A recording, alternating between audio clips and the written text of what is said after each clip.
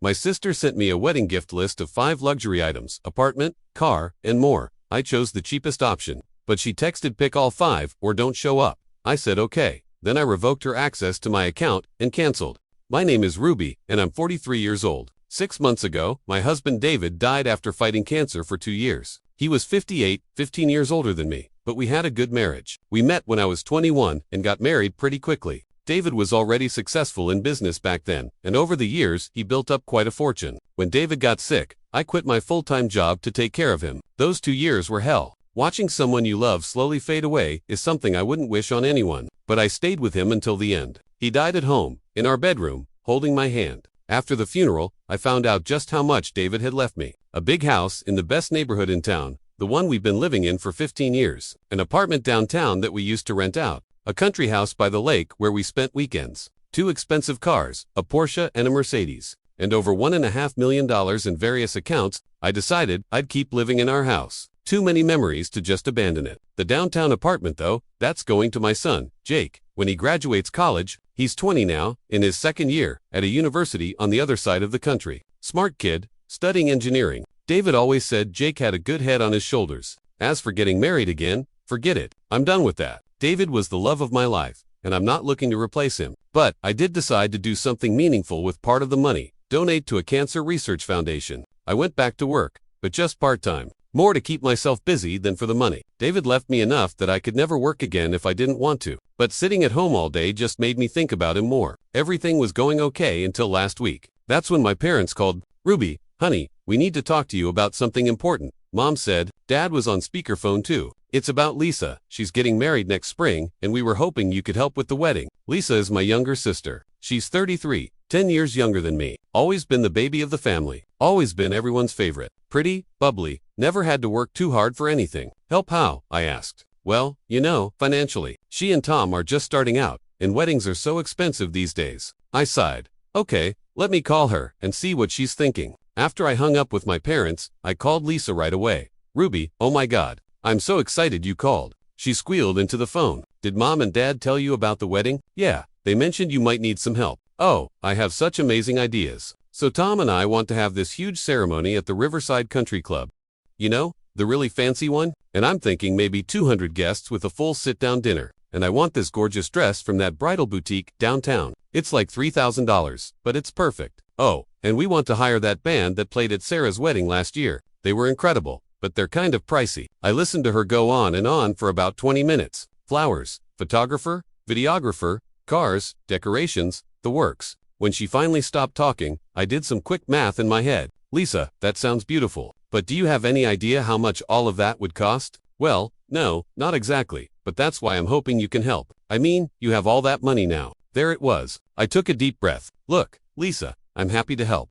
But what you're describing would cost at least $100,000. Maybe more. That's not realistic. But Ruby, you can afford it. David left you so much money. That's not the point. A wedding shouldn't cost more than a house down payment. She got quiet for a minute, then she said, so how much would you be willing to give me? I thought about it. $50,000. That's my gift to you for your wedding. The rest needs to come from you and Tom, or his parents, or Mom and Dad. $50,000.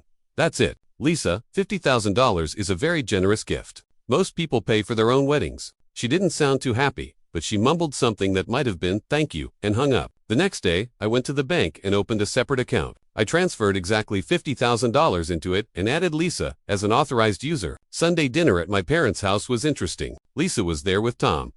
He seems like a nice enough guy. Works in it pretty quiet. When we were all sitting around the table, I made sure to be very clear about my gift. Lisa, I wanted to let everyone know that I put $50,000 in an account for your wedding. That's my wedding gift to you and Tom. Mom and Dad exchanged looks. Lisa just nodded, but she didn't look thrilled. Tom actually seemed surprised. I don't think Lisa had told him how much I was giving them. That's very generous. Ruby, Dad said, but his tone suggested he thought it should be more. It is generous, I said firmly. Most people don't get that kind of help with their weddings. The conversation moved on to other topics after that, but I could feel the tension. Lisa was picking at her food, and Mom kept giving me these looks, like I was disappointing her somehow. Whatever, I'd done my part. $50,000 was more than enough for a nice wedding. If they wanted something fancier, they could figure out how to pay for the rest themselves. For the next few weeks, things went back to normal. I focused on work, went to my charity foundation meetings twice a week, and had my regular video calls with Jake. He was doing great in school, had made some good friends, and was thinking about joining an engineering club. These calls were the highlight of my week, hearing about his classes, his roommates' weird habits, the girl he had a crush on but was too shy to talk to. Work was going well too. I was doing marketing for a small company that made eco-friendly cleaning products. Nothing too stressful, just 20 hours a week. My boss Jennifer was understanding about my situation and let me work flexible hours. The Cancer Foundation work was probably the most meaningful thing I was doing. We were raising money for research and helping families deal with the costs of treatment. Every time I wrote a check or attended a fundraiser, I thought about David and how maybe we could help other families not go through what we went through. Then, on a Tuesday morning while I was having my coffee and checking emails, I saw one from Lisa. The subject line made my stomach drop. List of wedding gifts. I stared at that subject line for a full minute before opening it. I mean, I had already given her my gift, $50,000. What more could she possibly want? But when I opened the email and read what was inside, I literally choked on my coffee. There were 5 items listed, and each one was more ridiculous than the last. The downtown apartment, the Porsche, David's car, the country house, David's Rolex watch, a honeymoon trip to the Maldives for 2 weeks. I read through the list 3 times, thinking maybe I was misunderstanding something. But no, my sister had literally asked for hundreds of thousands of dollars worth of gifts. The apartment alone was worth $500,000. The country house was worth even more, and she wanted David's Rolex, the watch he wore every day for 20 years, the one I was planning to give to Jake.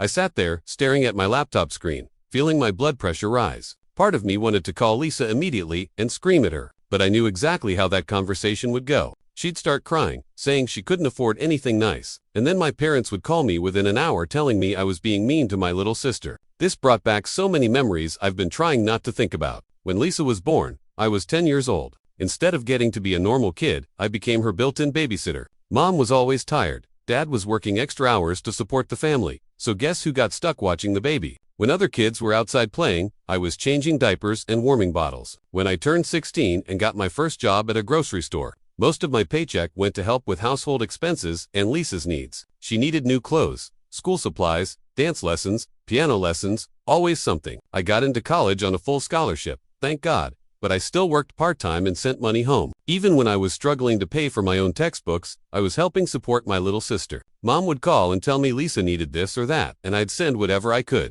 When I met David and we got married, I planned and paid for the entire wedding myself. My parents didn't contribute a single dollar. I remember Mom saying, "Well, David has money, so you don't need our help." Like it was David's responsibility to pay for everything just because he was successful. Then Jake was born when I was 24. Did Lisa, who was 14 then, ever offer to babysit? Nope. Did my parents help out with their first grandchild? Barely. I was on my own with a newborn, trying to figure out motherhood while David was traveling for work. And when Lisa went to college, guess who paid her tuition? Me. I wrote checks for 4 years while she studied art history and partied every weekend. After she graduated, I even paid the rent on her first apartment for 6 months until she found a job. Now here she was, asking for my home, my car, my husband's watch, and a vacation that would cost more than most people make in a year. I kept staring at that email for 30 minutes, going through all these memories. Finally, I decided to be reasonable. I looked at the list again and picked the cheapest option, the Maldives trip. It would cost about $18,000 for 2 weeks at a nice resort. Still ridiculous, but way less than giving her property worth hundreds of thousands. I typed back, "Lisa, I've already given you $50,000 for your wedding. That was my gift. However, I'm willing to also pay for your honeymoon trip to the Maldives. That's my final offer." I hit send and closed my laptop, thinking that would be the end of it. 10 minutes later, my phone buzzed with another email from Lisa. "That's not how this works. Ruby, I need all of these things, not just one. You have so much, and I have nothing. Take all 5 or don't bother." I sat there in complete silence for 5 minutes, reading that message over and over. The entitlement was breathtaking. She literally expected me to hand over half of everything David had left me, plus pay for an expensive vacation. That's when I picked up my phone and called her directly. She answered on the second ring. "What the hell is wrong with you?" I asked. "Excuse me, Lisa, you're asking for hundreds of thousands of dollars worth of gifts. Do you have any idea how insane that is?" "It's not insane," she said, and I could hear her getting defensive. "You have all that stuff just sitting there. David left you an apartment, the country house, 2 cars, his watch, plus all that money. What do you need it all for? You said you're never getting married again." I took a deep breath, trying to stay calm. "I have a son, Lisa, your nephew. I'm planning to give Jake the apartment when he graduates, and one of the cars, and yes, his father's watch. But Ruby, I'm getting married." Lisa wind. "This is supposed to be the happiest time of my life. and I can't afford anything nice. You can afford plenty with $50,000, and if you want more than that, figure it out yourself." There was silence on the other end for a moment. Then Lisa said, in a completely different tone, "Fine. Either you give me all 5 things on that list, or don't bother coming to my wedding." I couldn't believe what I was hearing. "Are you seriously giving me an ultimatum? I'm telling you how it is. You give me what I want, or you're not welcome at my wedding." "Lisa, need I remind you that I'm paying for your wedding?" She laughed. Actually laughed. "It's not even your money, Ruby. You didn't earn any of it. You just got lucky that your sick husband died and left you everything. The least you can do is share some of it with your family instead of being a selfish bastard about it." I hung up the phone. I sat there shaking for about 5 minutes. I couldn't believe she had said that about David, calling him my sick husband and saying I was lucky he died. That was unforgivable. David was a good man who fought cancer with everything he had, and he didn't deserve to be talked about like that. I grabbed my phone and opened my banking app. It took me less than 2 minutes to revoke Lisa's access to the wedding account. Then I went through and canceled every single deposit she had made with that money. The venue, the caterer, the florist, the photographer, everything. After I finished with the banking stuff, I turned my phone completely off.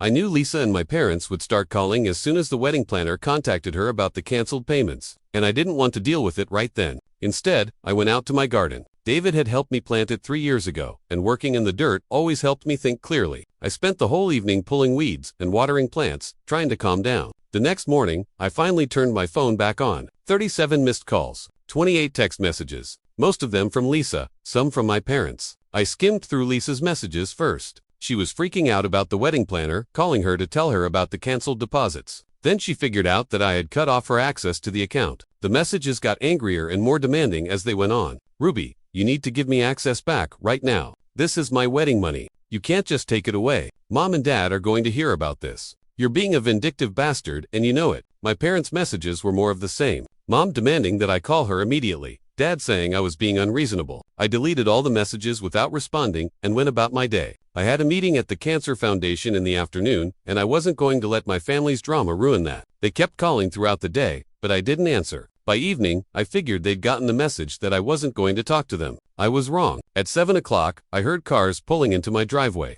I looked out the window and saw my parents' car and Lisa's car. Great, they didn't even knock. Lisa just walked right in. She still had a key from when she used to house sit for us. "Ruby," she screamed as soon as she saw me. "What the hell do you think you're doing?" My parents followed her in, both looking furious. "Ruby Elizabeth," Mom said, using my full name like I was still a child. "You need to fix this right now." "Fix what?" I asked calmly. "You know what?" Lisa said. "Give me back access to the account. My wedding is in 3 months, and you just ruined everything." "I didn't ruin anything. You did that yourself when you decided to insult my dead husband." "I didn't insult him. You called him my sick husband and said I was lucky he died." Lisa looked uncomfortable for a second, but then she got defensive again. "I was upset. You were being unreasonable. So you know about the gift list?" I asked my parents. Mom nodded. "Of course we do. I helped her make it. I felt like someone had punched me in the stomach." "You helped her. Ruby, you've been living well all these years." Mom continued. "David took good care of you. Now it's time for Lisa to have her turn. As her older sister, it's your responsibility to help her." "My responsibility?" "Yes," Dad chimed in. "Lisa deserves to have a nice wedding and a good start in life. You have more than enough to share." I looked at the 3 of them standing in my living room, in the house that David and I had shared for 15 years, demanding that I give away everything he had worked for. "Get out," I shouted. "I'm not giving Lisa another penny. I'm not giving her back access to the account. And I'm not coming to this stupid wedding." Lisa started crying. "You're just jealous because I'm getting married and you're going to be alone forever." "That's enough," I said. "All of you, get out of my house right now, or I'm calling the police." "You wouldn't dare," Dad said. I picked up my phone and started dialing 911. They left. But that wasn't the end of it. Over the next 2 weeks, they called in reinforcements. Every aunt, uncle, and cousin I had started calling me. They all had the same message. I was being selfish. I should help my sister. Family comes first. I tried explaining the situation to my Aunt Carol, who I had always been close to, but even she took Lisa's side. "Ruby, honey, I know Lisa can be a little demanding, but she's always been the baby of the family. And you do have all that money now." "Carol," she asked me for my house and my car. "Would you give away your house?" "Well, no, but your situation is different." I gave up trying to explain. I just stopped answering the phone when I saw family members calling a week later. Something happened that made me absolutely furious. Jake called me, sounding upset. "Mom, Grandma called me." "What did she say?" "She said if I don't convince you to help Aunt Lisa with her wedding, she's going to disown me. She said I won't be welcome at family gatherings anymore, and she won't help pay for my college." I was seeing red. Jake, listen to me very carefully. Your grandmother isn't paying for your college. I am, and she has no right to drag you into this mess. I told him everything. About Lisa's ridiculous gift list, about the nasty things she said about David, about how my parents had helped her make the list. Jake listened without interrupting. When I finished, he was quiet for a minute. Then he said, Mom, if they're willing to disown me because you won't give Aunt Lisa a house and a car, then maybe I don't want a relationship with them anyway. I was so proud of my son in that moment. At 20 years old, he had more sense than the rest of my family combined. I love you, Jake. I love you too, Mom, and for what it's worth, I think Dad would be proud of you for standing up for yourself. After that conversation, I felt better than I had in weeks. At least I had one family member who understood what was really going on. 3 months went by pretty quickly after that. I threw myself into work and my charity activities. The Cancer Foundation was planning a big fundraising gala, and I volunteered to help organize it. Keeping busy made it easier not to think about the family drama. Jake and I talked every week, sometimes twice a week. He was doing great in school and had finally worked up the courage to ask out that girl he liked. They went to a campus movie night together, and he was over the moon about it. It was nice to hear him so happy. Mom, are you doing okay? He asked during one of our calls. I mean, with everything that happened with Grandma and Aunt Lisa. I'm fine, sweetheart, really. It hurt at first, but now I'm actually relieved. I don't have to deal with their constant demands anymore. The family stopped calling after about a month. I guess they finally got the message that I wasn't going to change my mind. My phone was a lot quieter, but I preferred it that way. In early May, I was scrolling through Facebook and saw wedding photos posted by one of my cousins who had attended Lisa's wedding. I probably shouldn't have looked, but curiosity got the better of me. The wedding had taken place in my parents' backyard. There was a small white tent set up, maybe enough seating for 30 people. Lisa was wearing a simple dress, not the $3,000 designer gown she had originally wanted. The flowers looked like they came from a grocery store, and instead of a fancy band, they had someone's cousin playing acoustic guitar. It was actually kind of sweet in its simplicity. If Lisa hadn't been so greedy and demanding, this could have been a beautiful, intimate wedding that the $50,000 I originally offered would have paid for completely, with money left over, but that was her choice. She wanted a mansion, expensive cars, and a luxury vacation instead of a nice wedding. She chose to be greedy over being grateful. I saw Tom in the photos, and he looked happy. He seemed like a decent guy, and I hoped he didn't know about all the drama Lisa had caused. Maybe they'd be good for each other. Over the summer, I had the best time I'd had in years. I spent weekends at the country house, reading by the lake and working in the garden David and I had planted there. I went to a spa weekend with some friends from work. I took a pottery class and turned out to be surprisingly good at it. In August, I got a text from an unknown number. It turned out to be Tom, Lisa's new husband. Hi Ruby, this is Tom. I hope it's okay that I'm texting you. I got your number from Lisa's phone. I wanted to reach out because I feel like there are some misunderstandings in the family that maybe we could work through. I stared at that text for a while, then wrote back, Hi, Tom, I appreciate you reaching out, but there aren't any misunderstandings. Lisa knows exactly what she did. I hope you two are happy together. He didn't text back after that. I felt a little bad for him. He was probably trying to fix something he didn't fully understand. But it wasn't my job to manage Lisa's relationships or explain her behavior to her husband. In September, Jake turned 21.